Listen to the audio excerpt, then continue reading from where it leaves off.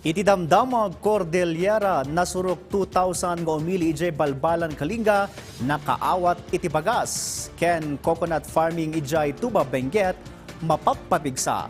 Report manipod kini Angel Kim Penggosro.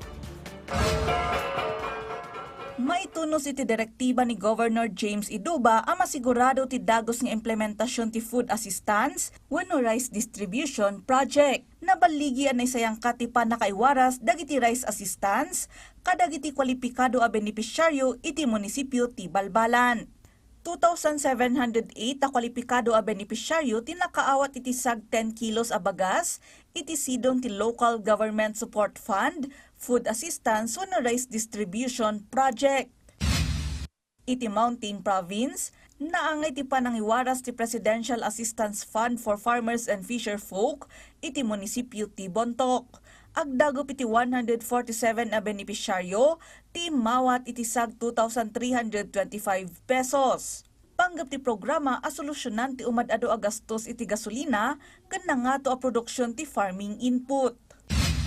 Iti Benguet, kanayunan na 2,500 a coconut seedling ti inala ti lokal a gobyerno ti Tuba, manipod iti Philippine Coconut Authority Nursery iti Pangasinan, kas suportada kadagiti local farmers para iti coconut farming.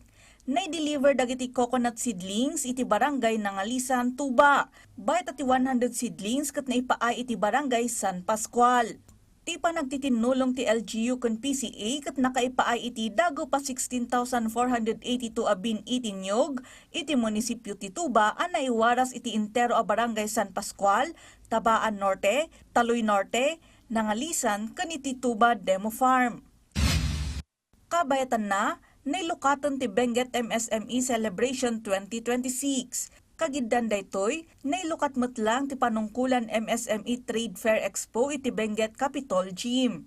Tampok ditoy dagiti naisang sangayan a produkto dagiti MSME, manipod iti nagduduma a munisipyo iti Benguet kas iti fruits and vegetables, ken non-food items kas iti souvenir ken gift items.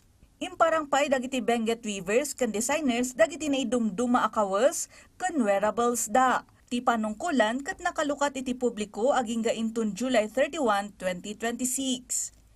Angel Kim Penggosro para iti Pagilian.